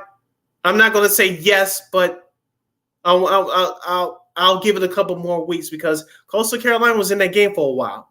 Yeah, Coastal Carolina's been actually Coastal Carolina's been pretty solid the last few years. So of course they were going to give UCLA all they can handle, but like I said, I'm going to wait till conference play starts. Okay. This is basically a brand new squad for Chip Kelly, so they're kind of running a lot of new pieces. So I'm not going to. I'll wait a couple of games for guys to kind of get it going, of course, get their feet wet. Because remember, there's no preseason in college football. So you kind of have to, take it as you are, especially if you've been practicing hitting each other. You want to get to actually hitting someone else. So, get into all that. Now, of course, the Pac-12 on, the bright side, they're now they were 13-0 on the season already. Of course, remember USC has played an extra game, so now they're 2-0 now. That's the first time that every team in the Pac-12 won a season over since 1932. So I guess there is one bright side there. I guess a little start for the last year of the Pac-12 as we know it. Yeah, and also the University of Houston, they barely beat the University of Texas San Antonio 17-14. I know University of Texas San Antonio, I think they beat Lovey's old team the final line out a couple years ago. So that program has had a big win underneath their belt. So almost pulled out another one on Saturday. But I know Houston has been up there these last few years in that top 25. Are you worried about them, or are you going to do the same thing, take the same approach as UCLA? Yeah, like I said, I mean, like I said, I mean, look, the Road Runners, beep beep. I mean, look, they've been giving teams fits for years, so they've been to a couple bowl games. So I'm not too worried about Houston. I know Houston, they've been under. I also would say they've underachieved, especially a couple years ago, where they could have went and maybe made it go for the college football playoff. But I mean, look, Texas has a nice, rich, light depth of roster, so I'm not worried about them just yet. Like I said, there should be no polls until mid-October. So I was going to ask you, did you have a problem with the this week's polls? I know Colorado is in there in the top 25, but anything else that kind of surprised you? I mean, I'm not surprised. I mean, I'm not shocked that Ohio State went down a couple of spots because of that. Like I said, that lackluster performance against Indiana. So I'm not surprised that I know some Ohio State fans will say the same thing. Like, you know what? I know I'm sure they would like to grind about it, but they probably can't. So I know Florida State, deserve to be where they are, moving up a couple of spots. USC, I think could have went up a couple of spots, but I guess they want to wait and see how they do and whatnot. Penn State stayed where they are. Washington went up a couple of spots. So did Tennessee. That was a very impressive performance against Virginia. Notre Dame went up 3 spots. Whatever. Don't let Christine hear that. Yeah, she knows how I feels about that. So yeah, she's mad at me about that. But yeah, I mean, I know, like I said, Utah, they were off this week, so they stayed where they were at. LSU. I mean, I'm surprised they were not out. Like I said, I thought they were overrated anyway, so I'm surprised they're not in the 20s. I think Oregon State. Yeah, I mean, I'm not really. I mean, like I said, at this point, like I said, I think these. Give me, wait until mid-October for these polls, then I'll probably figure it out. I mean, I think Colorado should get in, but I think they should have been like 24, 25, not at 22. I know that was a very impressive win, but let's wait on that. I think, I don't know. Like I said, you know how I feel about polls this early on, but yeah, you just don't know. But yeah, there's some, like I said, we'll talk more about it more on Friday because there are a couple of big games that are coming up this weekend. But a really solid week for the opening weekend, the full open week of college football. Yeah, we'll take our last time out as you listen to a special edition of Second City Sports on the Wednesday right here on Sports Zone Chicago. We'll give you our division winners from the National Football League. We'll give you our keys to the game for tomorrow night's regular season opener between the Detroit Lions and the Kansas City Chiefs. We'll have some sports media news, and yours truly will have some news regarding his fantasy football team. I'm going to see if I can get some out of Lakina's as well. As you listen to a special edition of Second City Sports, I'm Sid. That's Lakina. You're listening to Sports Zone Chicago. This year, my mom got me the perfect bag for back to school. These colorful binders help me stay organized. These headphones are just what I need for studying. These new sneakers are just what I need for the new year. This jacket is a real must-have. My parents got me the skateboard I wanted. It's pretty cool. These scissors really come in handy in art class. These colored pencils, too. These new socks, they can be a real lifesaver.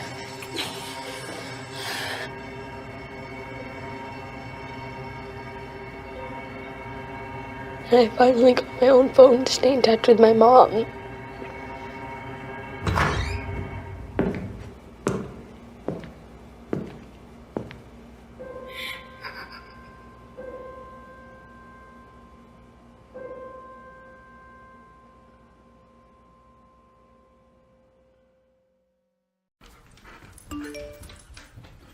Trisha's having a sleepover tonight. Can I go? I wonder about Lucy's friends. What should I say? I know you're only 10, but one of these days a friend will offer you a drink. And alcohol at your age can lead to so many things. None of them good. So can I go to the sleepover? Lucy, I want you to promise me I something. finished my homework. Bigger promise. If there's any drinking, I want you to say, "No thanks, not my thing." Mom.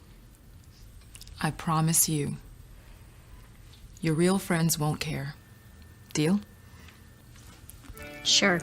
Really? I promise, Mom. They really do hear you. Did you pack your toothbrush?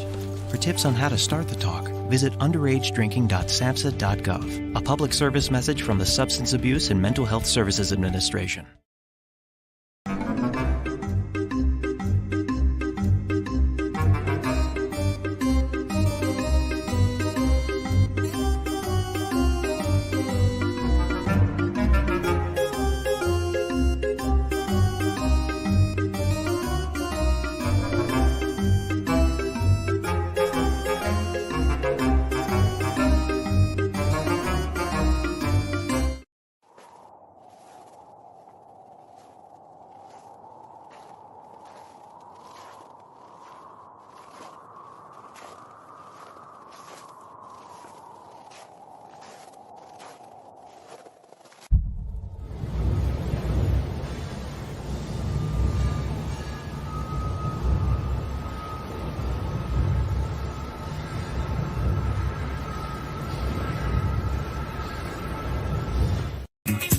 Hey, this is Dr. J, and I listen to Sean and Maya in the morning.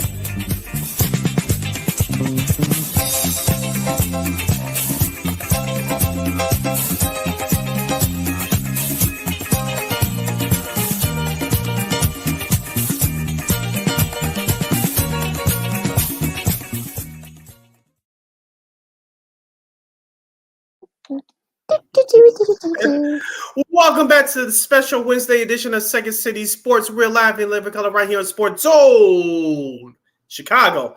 I'm Sid. That's Lakina. You can follow yours surely on the Twitter, X, and the IG at SidKid80. Once again, it's SidKid80. That's SIDKID80. That's SIDKID80. You can follow my Keenan McGee on the Twitter, X at Keenan again, the IG.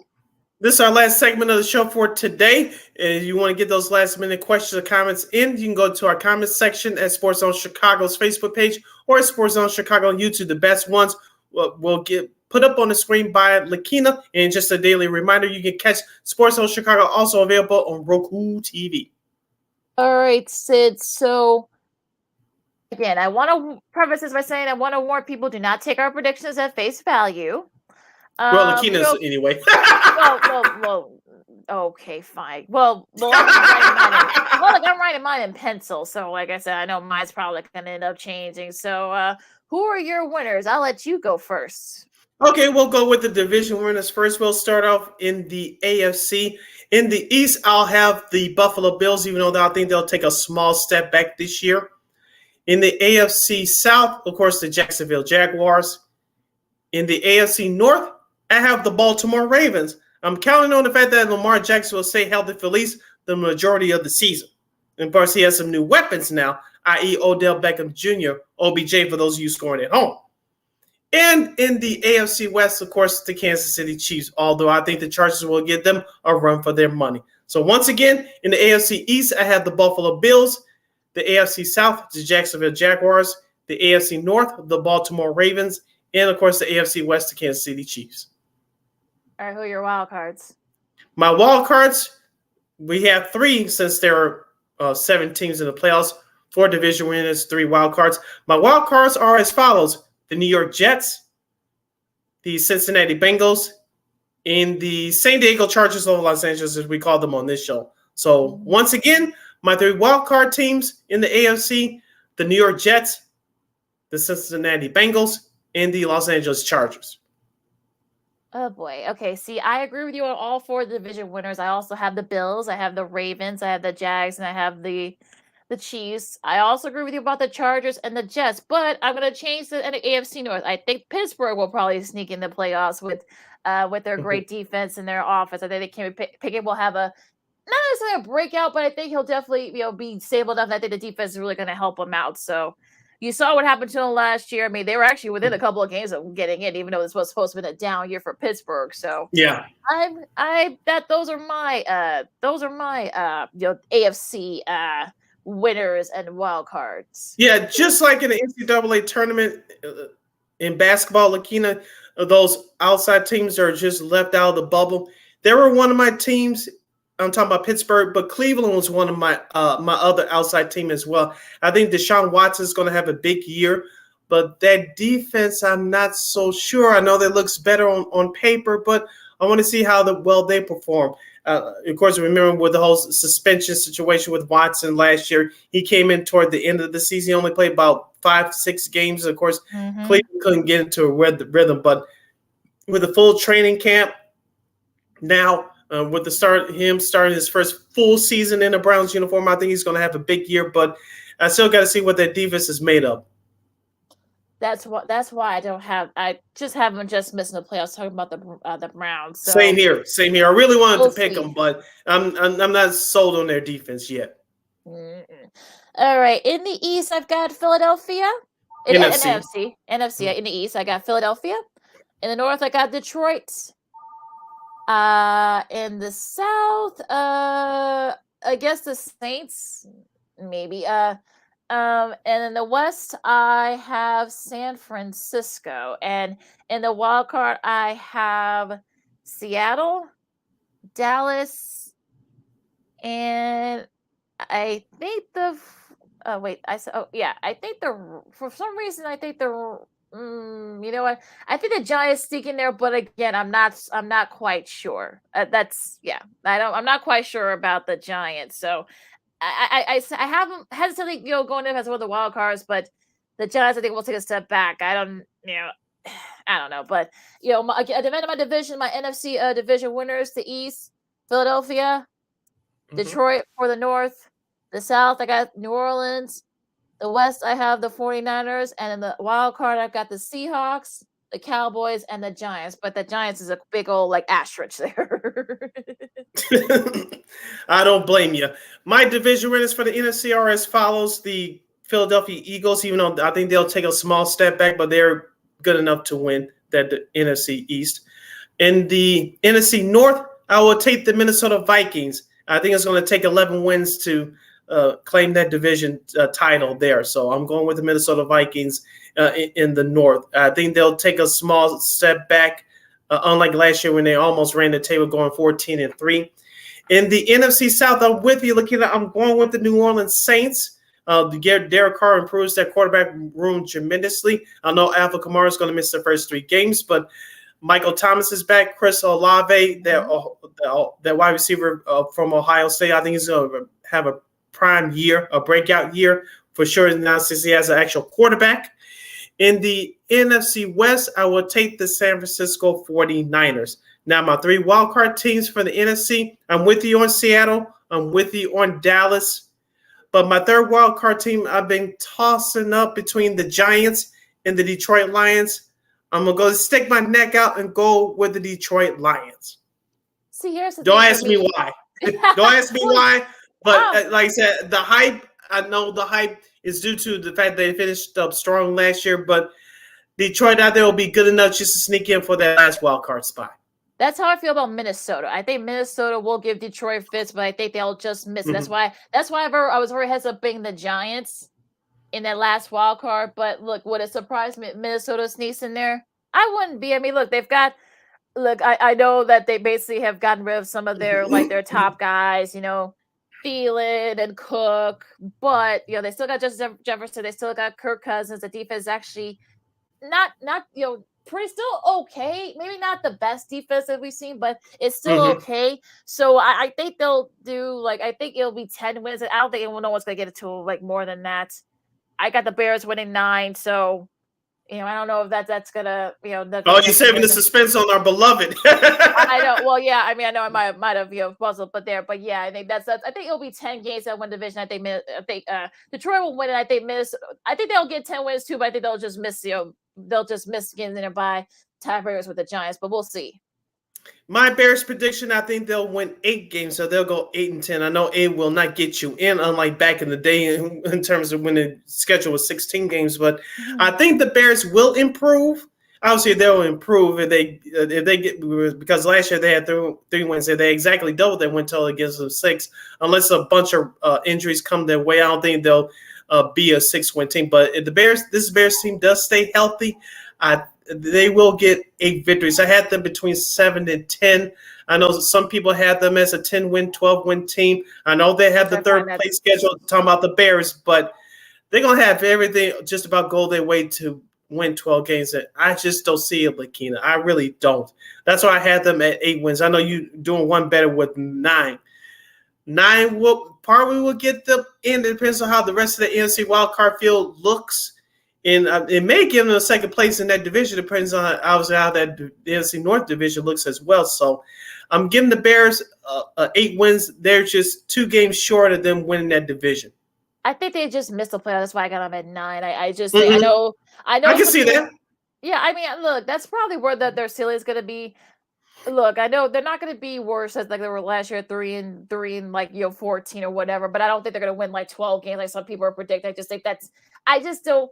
Do you know how much has to happen for them to win 12 games? I just don't 10 or 12 games. I just don't see it. I mean, look, I'm sure they'll split. I think they'll split a couple of their division games. I don't know which ones, but I know they'll split it. They've got Kansas City in a couple of weeks. Then they got Denver. We'll see where they're at. I mean, Washington's not going to be an easy game. Vegas, we'll see where they're at. They got to go at the Chargers and the Saints, so we'll see where both those teams are by then. I mean, I know Carolina. I mean, I know that for the pick purposes, I'm sure they're going to want to beat Carolina. Detroit. I mean, they got 2 of their next 3 after that Carolina game against Detroit, so we'll see where that is. Cleveland, we'll see where they are. They might be fine for a playoff spot too. Arizona, they're tanking, so you can okay, that's a win. Atlanta, that they might sneak in, to perhaps maybe fight for a wild card spot, but. I just don't see them winning 12 games. I just don't see it.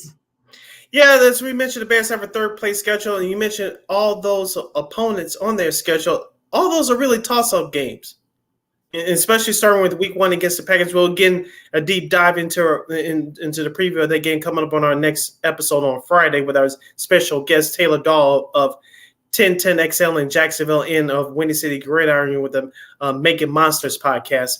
But looking at this Bears team overall, with a young group that got the experience last year, that could only help them in year 2 under head coach Matt Eberflus. Now, what I'm worried about with this Bears team right now is the health of the offensive line, which means that if they're in trouble, that means Justin Fields is in trouble. You saw what happened last year. Like, Justin Fields ran a little bit more than he should have because the offense was terrible in pass protection.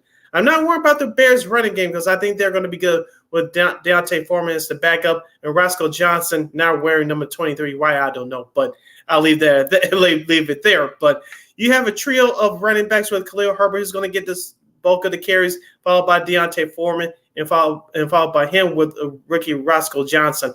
I think that's going to be fine for the Bears as far as running game is concerned. Offensively, should the offensive line stay healthy, and I think it's going to be a very good year for Justin Fields. I think he's going to come close to 1,000 yards. I don't think it's going to be as extravagant as I know I made up a word there, but I'm not going to think it's going to be as extraordinary as it was a year ago. But I think it's going to come close. But I think you're going to see him grow as the year goes along as far as reading the progressions and helping out DJ Moore. I think DJ Moore is prime for a Pro Bowl type season. He's the number 1 target now for Justin Fields, and I think that's going to transfer to the other guys like Cole Kmet, who just got fresh cash this offseason, and Chase Claypool. He's the wild card in my eyes because he's fighting for a contract this year. Yeah, I mean, it's going to be interesting to see if what they do. I mean, I'm talking about the Bears. I mean, they've now got these teams now got a full year's worth of tape on them. So they're going to know, a lot of these defenses are going to know, like, what's he going to do when stuff and, the pocket collapsing and whatnot. So, so I'm thinking, I know our girl Christine, she's going to be very adamant about him not running as much. And I think I don't think he will unless he absolutely has to. Because you don't want to take a chance of him, like, getting hurt. If he pulls something, for no reason with no contact injury or why somebody hits him. That's a scary thing. Look, I mean, a quarterback, that's special, but you also look at Lamar Jackson the last few years. So I think, you don't want to get to a point where you're wondering, like, okay, like, why is he running? What is he doing? So, this is why I'm not a field. Look, I hope the guy could succeed. I mean, I've been a fan of his since he was at Georgia before he transferred to Ohio State. But I think here's the thing: you have to, the durability factor. I mean, knock on wood, he hasn't had any big injuries so far. But I'm afraid that, especially with with that old line still, there's still a lot of questions there. I'm a little concerned about that. I'm just saying. Yeah. Now let's flip it over to the defense. Of course, they picked up Yannick Ganway from the Indianapolis Colts. He's only here for 1 year at $10 million. Of course, that secondary led by Jaquan Brisker and Kyle Gordon. Of course, rookies, hopefully a rookie standout. Tyreek Stevenson, who I love, who I think Ryan Post stole, in my opinion, stole a pick in that second round as a steal. That secondary looks good for the Bears, but their front four still concerns me. Can they get enough pressure on the quarterback? I'm not expecting this team to be the 85 Bears overnight, but if they could be in the top half, respectively, in terms of a pass rush, I think they'll be there in some games this year, unlike a year ago. But I still got to see more from their front four. Can they pressure the quarterback with some consistency? Of course, we like to see sacks as a result of it, but another thing that not too many people are talking about is their run defense, which was what was terrible last year. Yeah, they were near the bottom when it came to they were near the bottom when it came to run defense for allowing a lot of yards. And I don't think that's going to be the I don't think it's going to be the case this year. Like, you got Tremaine Edmonds, who went to a couple of Pro Bowls. Mm-hmm. It's going to be hard to see how Eddie Jackson looks. I mean, he's coming back from injury. I know you said, look, he's back or whatever, but he's still got a lot of miles on him, and he's coming off a couple of big injuries. So that's a little bit of concern there. I know Brisker, he's been up and down. So is Jalen Johnson, Kyler Gordon. I mean, I know he made some flashes last year, but he faded out near the end. So, again, I mean, this is sort of like a middle of the road defense. I mean, I think hopefully it's not going to be one of those years where, again, the defense could be the reason why the Bears are still in games. You don't want that, especially at this point. So, like I said, I'm not like down on them too much, but I kind of feel like, okay, they can't be worse than they were last year. I mean, we'll see how Ligonier looks, because he hasn't played a single freaking preseason game. So I know he's been practicing, but game action, I think that's what you want. So it's going to be interesting to see how that goes. Yeah, so Lakina has the Bears finishing at 9-8, barely missing the playoffs. I have the Bears finishing at 8-9. It's now a 17-game schedule, guys. So keep that in mind. You're listening to Second City Sports or Sports Zone Chicago. Sid Lakina here. Ryan and I with you on a special Wednesday edition of the program. Again, before we get to Chiefs in Detroit as they kick off the 2023 NFL season tomorrow night on NBC, I want to get to some of your surprise teams and storylines from the preseason. As the regular season, we are just less than 24 hours away from that Chiefs-Lions game kicking off. We talk about the NFC South. I heard a couple of people say that rookie quarterback Bryce Young and the Carolina Panthers could be surprised by the end of the year. I don't think it'll be a surprise enough to have sneak into the playoffs via the division or a wild card spot. But I hear a lot of people talk about the Atlanta Falcons. Of course, Desmond Ridder didn't play in the preseason. He played a little bit last year after Marcus Mariota was benched and left the team. I know Bijan Robinson, the rookie running back out of Texas, is going to help them out a lot. I like Kyle Pitts. He's going to be in his second year out of Florida. Of course, Drake London, I think they have something special in him. But I wanted to hop on that Atlanta hype train, but I got to see more out of Desmond Ridder. Yeah, I think Atlanta. I think that's one of the hot trendy picks, I guess, for somebody that could probably sneak in for the playoffs. I mean, look, I want to see a couple of games first. I mean, I know Ridder didn't play the preseason. I know, look, Kyle Pitts is one of those guys that could probably be one of the best tight ends in the league. And Bijan Robinson, I said during the draft, I think he could be a real steal for Atlanta. So he could definitely, that run game has been a real issue for Atlanta the last couple of years. So he'll definitely give some teams, some defenses fits, no doubt. Now speaking of defenses, it's really going to be the defense for Atlanta. I mean, you got a lot of, I don't want to say a lot of these guys are no names, but I know Calais Campbell. I know he signed there during the offseason, so he kind of be that leader, I guess. Been to a few Pro Bowls, one of the most respected guys in the league, so he can kind of be like that big brother to some of those guys. We might see them that they could surprise some people, but I have to, like I said, I got to watch maybe 2 or 3 or maybe even 4 games before I make that kind of prediction. So, but I can see why some people will want to have Atlanta as kind of like a trendy pick to surprise some this year. Yeah, now with the New Orleans Saints, I picked them to win that division. Of course, they have a real quarterback in Derek Carr. I think Chris Olave is going to have a breakout season. You still have Michael Thomas. And, of course, Alvin Kamara, their star running back, is going to miss the first 3 games. But Pay attention to that defense. I know Cameron Jordan's still there, and they still have some playmakers back there with LaShawn Lattimore. I think Tyrann Mathieu's still there in that secondary helping out. So the defense is still good, but age could be their Achilles heel, so look out for that. Yeah, I think that could be the one thing that could probably keep, for the Saints from going to the playoffs is the fact that the age of that defense. I know Cameron Jordan is still, he's still very productive at his age. But again, age is becoming an issue. Lattimore, he can't stay healthy. That's been a big problem there. The Honey Badger, Tyrann Mathieu, the same thing. So yeah, I think it's really going to be age. Is really going to be the thing here. And I think if that's the one thing that keeps New Orleans from winning that NFC South, which is a very winnable division, will be the fact that that defense and the fact that there's a lot of age and a lot of wear and tear on there. So we'll see. Let's flip it over to the AFC. Of course, I had the Miami Dolphins out of the playoffs. I know Jalen Ramsey is going to miss the majority of the season, but what concerns me is the health of Tua Tagovailoa. He had a couple of concussions around this time last year. Lakina, Skylar Thompson, give him props, but Miami barely snuck into the playoffs last year thanks to that hot start they had before the injury of Tua Tagovailoa took him out for the season. But I got to see Tua. He's a very good quarterback. I got to see him stay healthy for an entire year. As we said before, the AFC East is stacked with Buffalo and the Jets. And, of course, New England, I think, is going to bring up the rear. But the reason why I didn't have the Dolphins in the playoffs, I know some people do, but the reason why I didn't, because I cannot trust Tua to stay healthy for an entire season. I wish, personally, he could stay healthy for an entire year, but I just don't know if that's going to happen this year. Yeah, it's going to be interesting if like I said, I think Tua, that's going to be the number one question. Will Mike McDaniel be kind of all in on Tua? Will he kind of let Tyreek Hill do his thing? So, they got Raheem Mostert, also too, picked them up during the offseason. The defensive side, not having Jalen Ramsey, that secondary was a big problem for them. And, now that he's going to be gone for most of the year, that's going to be, I know you still got Xavier Howard.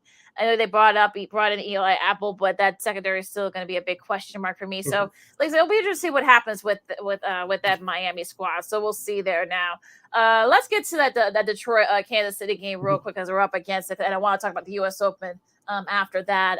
The Detroit and Kansas City, that'll be a Thursday night game. That'll be the opener on NBC. Also, it'll be streaming on, I believe it's going to be streaming on Peacock as well. Yes. So, look, we know how emotional the Super Bowl, the ring, ceremony and all that. I think, we've seen. Look, Travis Kelce, he might be out. I know that they're not. I know Andy Reid is trying to keep his injury very close to the vest, but I'm wondering, his ACL is intact. That's probably the good sign, but it looks like he might be out for a couple weeks. He's probably gonna be out tomorrow. I know I think they want to try to wait as long as they can.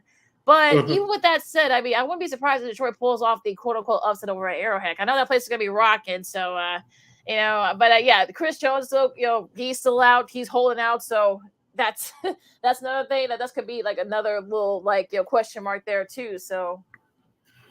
I think that the key for the Detroit Lions is to run the ball, especially up the middle, especially with former Bear running back David Montgomery. I know he's going to get some carries, and we'll see what happens with that, taking the pressure off of Jared Goff. I want to see how many big plays that the Detroit Lions make on offense, especially in the passing game. Like I said, the key for them is running the football first, especially with Chris Jones not being there up the middle. And if Detroit's successful in running the football, that's going to open things up for Amon-Ra St. Brown, their star wide receiver, and for Jared Goff as well. Can Jared Goff make the big plays like he did a year ago when not too much pressure was on him? That's going to be a key. On the flip side, their defense outside of Aiden Hutchinson, it really didn't improve that much. So I want to see how they can contain Patrick Mahomes now. Mahomes is much healthier than he was a year ago, battling that ankle injury. So do the Lions still have a chance? Yes, they do, but it's still going to be tough. Now on the flip side for Kansas City, I want to see them run the ball a little bit more as well, not put all the pressure on Patrick Mahomes, because let's be honest here, Mahomes feels like he's going to have to carry the weight of the Kansas City offense, especially if Kelsey's not available to go tomorrow night. And so Kansas City, you'll think they'll play close to the best and let Patrick Mahomes make plays with his feet at the end. Well, that ankle injury too, I know he's fully recovered from that, talking about Mahomes, but you wonder not being able to like I said, with very likely no Travis Kelce. I mean, that's going to be really going to be a big issue there for Kansas City and whatnot. So, like I said, I think also to the emotion from, like I said, I know they got Jerry McKinnon on the running back side, so maybe they may have to give him the ball a little bit more. I know you may not want to use Patrick Mahomes to run the ball that much, so we'll see what happens with that. But yeah, like I said, it should be interesting though, especially with the ring ceremony and whatnot. So that's really going to be the thing here. So yeah, I mean, it should be a good game tomorrow, and I think don't be surprised if Detroit pulls off the upset, folks. Yeah, right now I didn't check the line today, but as of yesterday, the Chiefs are 6.5-point home favorites. All right. Yeah, I can that might be a little high. So I think if I were, maybe take the under, I guess, if you're into that. So we'll see what happens with that. Now, what's your real quick, what's your big fantasy? Because we had our draft last night. Our buddy, of course, our buddy, a former co-host of this show, Jason Pfeiffer, we're in a league together with a few other people, and like I said, I don't mind my squad. I mean, I think the way that it's set up this year. I mean, we don't have kickers, so I couldn't steal Justin Tucker from somebody. So I'm a little miffed about that. But so what was your take on it? What's your big advice, I guess? This is the first time ever War Media Fantasy Football League that we all could agree on a draft night. It was actually on Monday, so I had a chance to participate. And so I got most of the players that I wanted. Here's my starting lineup as of right now. I got Justin Fields as my starting quarterback. Running backs, Travis Etienne, who I think is primed for a breakout year for the Jacksonville Jaguars, their third-year running back. Dalvin Cook from the Jets. Tyreek Hill. Deebo Samuel. David Njoku, my starting tight end for the Cleveland Browns. I think he's primed for a big year. DJ Moore from the Bears. Also, I got Darnell Mooney from the Bears as well. So I'm looking real good right now. Of course, I got the 49ers defense, and I have Jake Elliott as my starting kicker from the Philadelphia Eagles. My bench players are as follows: Trevor Lawrence, Drake London, the Dallas Cowboys defense, Dawson Knox, which nobody's talking about, the starting tight end from Buffalo. I think he's going to have a good year as well. Of course, Darnell Mooney, Elijah Mitchell, the backup running back for the 49ers, and Greg Zuerlein, the kicker from the New York Jets. Okay, so I mean, I kind of like that squad actually. So I'm gonna, that's a pretty good squad there. Real quick, mine: Justin Herbert, Aaron Jones, Alexander Madsen, who I think could definitely be the new guy there in that backfield for Minnesota. I got Stephon Diggs, Garrett Wilson, Keenan Allen, Pat Freiermuth, Cortland Sutton, and a couple flex guys the way it's set up. Cortland Sutton and Samaje Perine, both from Denver. I got the 49ers defense. So, and I got Kirk Cousins, the Cowboys defense, Dawson Knox, the aforementioned Mr. Knox, Jacoby Myers, Tyler Higbee, and Elijah Mitchell on my bench. Not bad, especially with your league not having any kickers.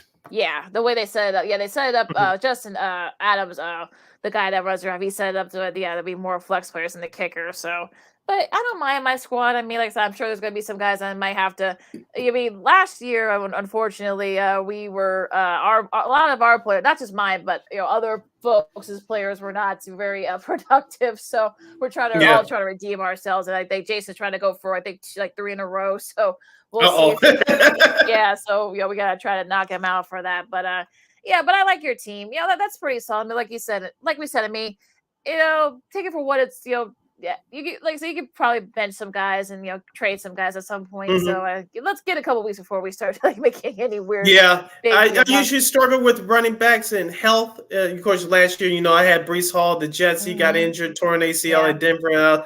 For the last few years, I've been scraping for running backs like no one's business. But I'm glad I got my guy Travis Etienne from Jacksonville. I think he's going to have a breakout year. Dalvin Cook, anything I get out of him, which I think he's going to have a good year, especially with Breece Hall recovering from his injuries. I think Dalvin Cook is going to have a good year for the Jets. So I'm feeling real good about my running backs. Right. So, the running backs are always tricky when it comes to fantasy. So, a couple of good ones there. But, so, of course, you guys can enjoy your fantasy football and whatnot. So, so don't take our picks at face value. A couple of quick notes before we go off about the U.S. Open. Coco Gauff, for the first time, she makes the semifinals in singles. So yeah, and of course, Nora Ega Swartek, so she won't have a chance to get her revenge. But Madison Keys plays tonight, so we'll see if she can get back. I watched that match between her and Pagola on Monday. She beat her in straight sets. That was a hell of a performance. Yeah, give some love to Madison Keys as well. Hopefully, she pulls it off tonight. Yeah, hopefully we can get a Coco Madison final. That would be a great for American tennis. That would be super cool. And speaking on the American side, Ben Shelton, who was a two-time national champion from Florida, he beats Francis Tiafoe to become the youngest American player to advance to the semifinals of the U.S. Open since Michael Chang did it back in 1992, but he would lose to Stefan Edberg, the eventual champion, in straight sets. I remember because I watched that match. So telling our ages. Yeah, I know. But yeah, Sheldon has to play Novak Djokovic. I'm sure. And look, if you saw him after his match, talk about Djokovic, his match.